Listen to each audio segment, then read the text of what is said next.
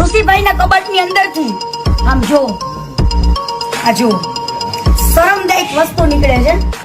જો ખાલી જો તમે શરમ આવે છે આજે કે બાપુના રૂમમાં એક લેડીઝ ના કપડા શું કરી રહ્યા છે.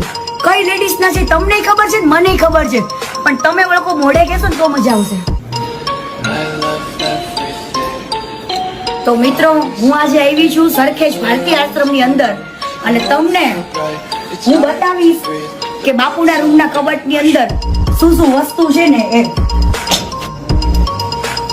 આજે મારો એક અજીબ સવાલ તો એ છે કે આ બાપુનો રૂમ છે, ઋષિ ભાઈનો રૂમ. બાપુ તો નથી કહેવા લાયક એટલે હું બાપુ તો નહીં કહું, કેમ કે સાંસારિક એક જીવન જીવે છે, સનાતની જીવન ન કહેવાય આને.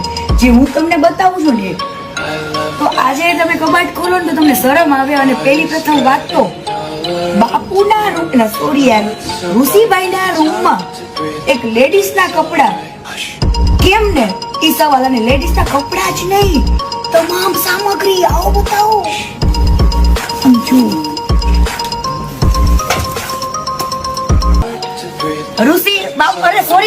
ઋષિભાઈના કબાટની અંદરથી આમ જો આ જો શરમદાયક વસ્તુ નીકળે છે ને.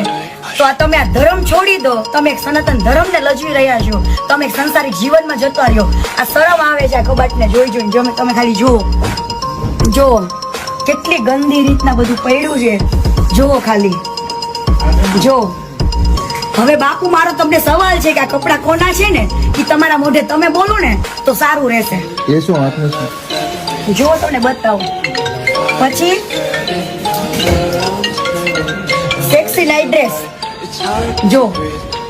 હવે આવા કપડા પહેરે છે કોણ? જીન્સ. ઓય આ માં, કઈ લેડીઝ નું છે ને બાપુ કહેશે, હા ઋષિભાઈ કહેશે. સોરી, તમને મારા બાપુ કહેવા નથી. અને તમારા નામ પાછળથી ભારતી હટાવી દેજો. તમે સનાતન ધર્મને લજવી રહ્યા છો. આ કોના કપડા કોના છે? મારા મોઢે કહેજો કે કઈ લેડીઝ ના કપડા છે. વિચાર કરો તમે. તમારે ભાઈ મને તમારાથી કોઈ તકલીફ નથી, આવું જીવન જીવો છો ને એનાથી. પણ મહેરબાની કરીને એક અપીલ કરું છું, સંસારિક જીવન જીવો, ખુશી જીવન જીવો, પણ સનાતન ધર્મને લજવે ને એવા કામ ના કરો. બે હાથ જોડું છું તમને.